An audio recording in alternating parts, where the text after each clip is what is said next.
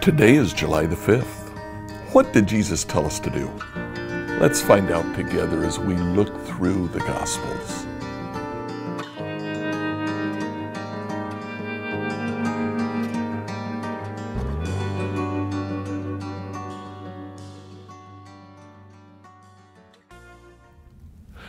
Today we're going to begin a little bit different approach to our devotionals. Over the past several months, the devotionals have all related back to sermons that we've preached on Sunday with very, very few exceptions. We're going to change that a little bit. We are talking about becoming disciples who make other disciples. We've defined a disciple as simply an obedient follower of Jesus. So what did Jesus ask us to do? What do we need to obey? At the very end of the book of Matthew chapter 28, starting in verse 18, Jesus came and told his disciples, "I've been given all authority in heaven and on earth. Therefore, go and make disciples of all nations, baptizing them in the name of the Father, the Son, and the Holy Spirit.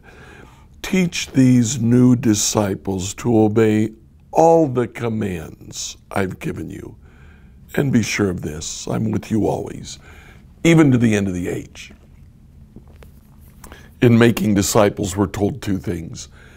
To make a disciple, first of all, baptize them. That's indicative of their alignment with Jesus, of their acceptance into the new body of believers that Jesus has created, the church.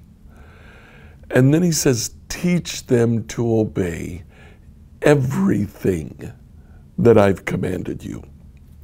About 10 years ago, I read that and thought, so what are those commands? And it started me on about a year-long journey through the Gospels where I actually wrote down every command of Jesus.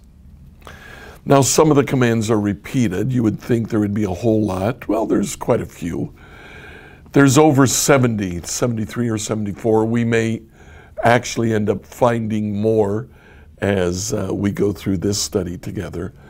But in looking at those commands, it appears to me that there are 5 major groupings of commands. I've referred to those as meta commands. They're kind of big groupings that other things fit under. Those 5 meta commands are: be saved, share the gospel, become like me, behave like me, and then grow as a community. Jesus' commands fall loosely under these 5 areas: our salvation, our evangelism,